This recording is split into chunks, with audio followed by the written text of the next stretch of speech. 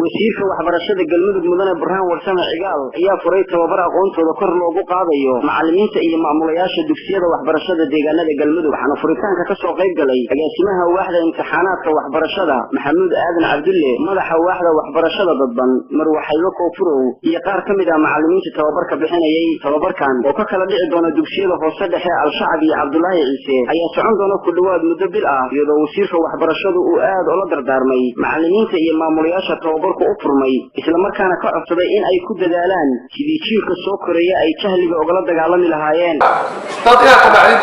iyana lacag tabcatid oo dad qabsatid ta khayr badan waxa khayr badan inaad samaysid ummad akhlaaq leh oo wax garanaysa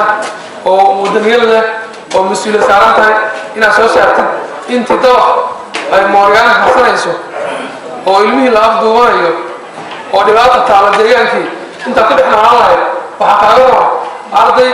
akhlaaq leh oo nidaamsan oo wadaniyiin ah oo ixtiraam leh inaad soo saartid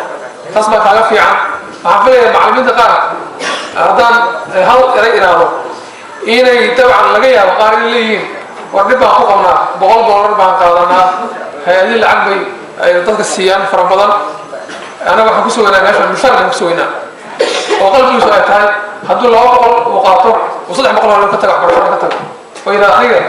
meesha duurka ma joogi karo ama tuulada ma joogi karo ka kacaya hay'ad lacagiisa waxay siisay shaqadiisa oo ka soo tago 100 qofood 300 400 qofood oo Soomaaliya oo ilmi wax baranaya oo yiraahdo macallin ma idin noqonayo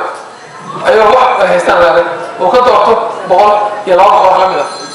arintaas way dhacdaa marka waxaan maanta idin sheegayaa arintaas ha ka dooranina mushaar ha ka dooranina ilmaha Soomaaliyeed ha ka dooranina mushaar ku talagala waxa haysaan inay ka qaalisan tahay mushaarka soo qaadanaysid inaan macallin siyaasatan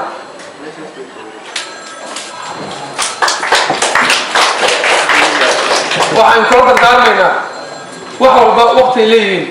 qof walba dadaalka asaga uu sameeyo waxa way uu ka mardhaliyaa haddaad ku adkaysataan deegaankan oo nabad ah oo maartay wax walba laga heli karo oo nabad ka jirto oo ilmihi aad barteen wax ka yihiin waad arki doontaan haddaad ku adkaysataan laakiin haddaad ka soo yacdaan degmooyinka iyo tuulooyinka oo aad hay'ad lacag ka raadisaan hay'adaha idinka waa raaci doonta dhib baan imaan doona